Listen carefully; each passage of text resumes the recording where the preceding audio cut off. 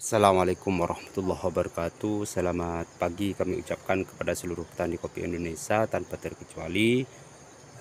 Ketemu lagi dengan kami Raffi Hakiki Channel. Sebelum nonton channel kami kali ini, sebaiknya jangan lupa di like, komen, dan subscribe bagi channel kami. Semoga channel kami ini terus berkembang, bisa memotivasi teman-teman sahabat petani kopi seluruh penjuru Indonesia.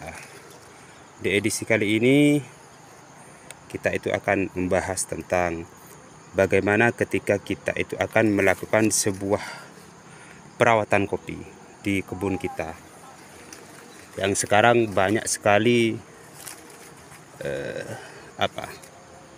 praktek-praktek dari sistem penanaman kopi itu sendiri.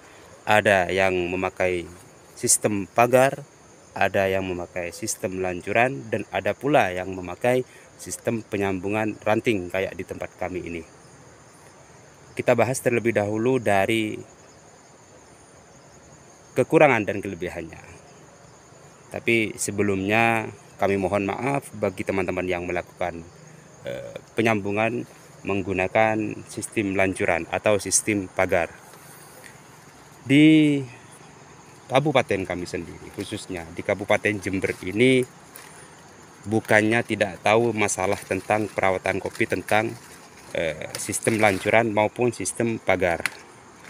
Dulu udah beberapa tahun kelewat, jadi sekarang di daerah kami khususnya sistem pagar ataupun sistem lancuran itu sudah tidak dipraktekkan lagi atau tidak dipakai lagi sistem seperti itu. Sistem lancuran itu bukannya tidak bagus, bukannya tidak baik, tetapi kita harus bisa memilih dan memilah medan yang ada di kebun kita. Tentunya itu perlu pertimbangan yang sangat matang. Di tempat kami, di kabupaten kami, sistem lancuran itu sudah tidak berlaku lagi, teman-teman. Sudah tidak berlaku lagi. Kalau kita mau berbicara tentang lebih banyaknya hasil produktivitas kebun kopi yang memakai sistem pagar dengan yang memakai sistem penyambungan ranting, saya kira tidak jauh berbeda, teman-teman. Tidak jauh berbeda. Di daerah kami ini banyak yang 1 hektar itu di atas 3 ton. Bahkan ada yang 5 ton, ada yang 4 ton. Itu sudah wajar. Lah, kesimpulannya sekarang, kalau kita memakai sistem pagar dengan prediksi kita yang banyak tanaman, jumlah tanaman itu jauh lebih banyak, itu akan menghasilkan buah tentunya lebih banyak pula. Itu hanya kalau bagi kami pribadi dan teman-teman di sini, itu hanyalah prediksi. Itu pun kalau di tempat kami, kalau memang itu real bagus, tentunya hal-hal seperti itu dilanjutkan di era-era kami. Sistem seperti itu dulu sudah.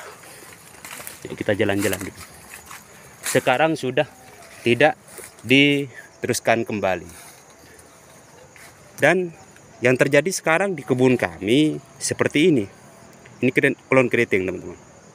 Klon keriting. Jadi untuk mencapai 3 ton ataupun lebih dalam 1 hektar, kita tidak usah memakai sistem lancuran maupun sistem pagar untuk memperbanyak batang, tetapi kita kembali kepada perawatan itu sendiri. Toh tentunya buktinya di daerah kami banyak yang 3 ton sampai 4 ton per 1 hektar. Kalau memang ini bagus, tentunya hingga sekarang diterapkan hal-hal seperti itu. Ini keriting ini, teman-teman.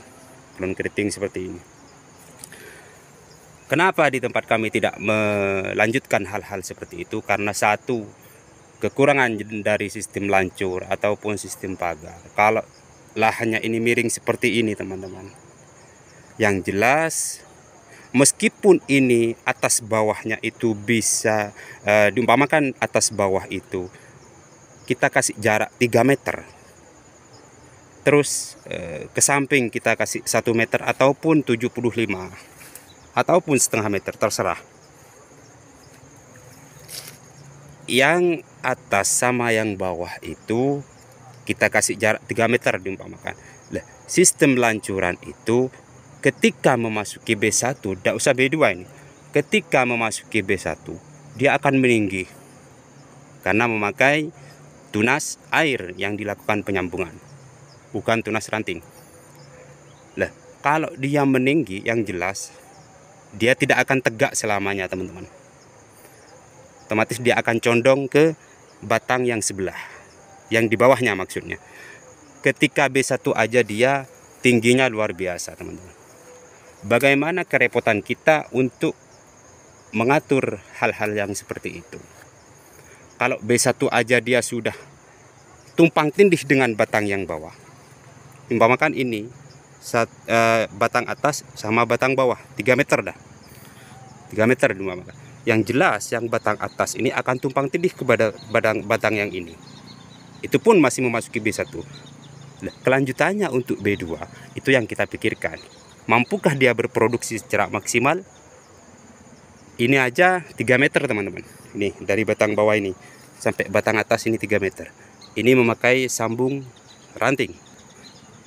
Memakai sambung ranting aja atas bawahnya ini 3 meter. Ini sudah menyatu, teman-teman. Ini sudah menyatu. Bayangkan kalau ini memakai sistem lancur. Betapa repotnya kita mengatur ranting-ranting tersebut. Satu. Yang kedua kalinya, ketika kita akan melakukan pemanenan, ya gampang sih kalau kita melakukan pemanenan. Tinggal ambil gergaji aja, kita potong dari bawah. Yang penting kita persiapkan bahan lagi. Mungkin solusi seperti itu secara pemanenan. Tapi kalau sistem kayak gini, yang jelas kita panennya ya mudah karena ini pendek. Tidak terlalu tinggi, kita sesuaikan dengan ukuran yang ada di kebun kita masing-masing. Mau itu 1 meter ataupun 1,20 meter terserah. Kita secara pemanenan gampang, secara sortasi ya gampang.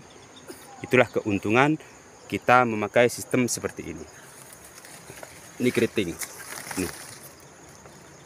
Seperti ini keriting, teman. Sistem lancur ataupun sistem pagar itu bukannya tidak baik, tetapi di kebun kami sudah tidak berlaku lagi hal-hal seperti itu, teman-teman. Karena yang kita pikirkan dari segi pemanenannya, dari segi sortasi maupun kelanjutannya, yang kita pikirkan seperti itu. Mau kita sortasi, mau kita lakukan panen, ya repot juga. Ya monggo silahkan, tergantung dari selera masing-masing. Mau kita sistem penyambungan ranting, monggo. Mau kita melakukan sistem penyambungan tunas air yang menjadikan akhirnya dia akan menjadi kebun sistem lancur atau sistem pagar, terserah, tergantung dari selera masing-masing. Tapi kalau di kabupaten kami sistem seperti itu sudah tidak berlaku lagi, teman-teman. Kalau mau berbicara tentang pendapatan, ya saya kira tidak jauh berbeda lah. Dalam 1 hektar kita target paling tidak 3 ton lah. 3 ton, tidak usah muluk-muluk. 3 ton itu sangatlah mudah, tergantung dari skill kita, tergantung dari klon yang kita kembangkan di kebun kita. Nih, keriting ini, teman.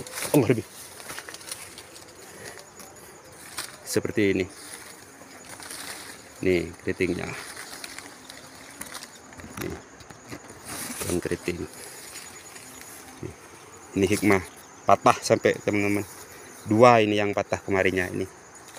Bawa buah dia lebih banyak ketimbang ini kemarinnya. Jadi solusi untuk ranting yang patah kita biarkan seperti ini. Ini patahnya. Kita biarkan. Ini sudah lebih dari setengah bulan. Jadi kalau lebih dari setengah bulan dia tidak mengering, tidak layu, berarti ini hingga sampai tua panen nanti dia masih bersanggup untuk kita panen. Ini Tugu Sari. Tugu Sari ini. Tugu Sari. Ini Tugu Sari dari bawah, teman-teman. Tuh. Tugu Sarinya dari bawah. Karena ini lahannya miring punya saya. Tidak bisa untuk membuat video dari atas. Nih. Tugu Sarinya seperti ini. Kita syuting aja dari bawah. dari bawah aja seperti ini, apalagi nanti dari atas. Sekian dari kami, kurang lebihnya saya mohon maaf. Sekali lagi jangan lupa like, komen, dan subscribe bagi channel kami. Sekian, assalamualaikum warahmatullahi wabarakatuh.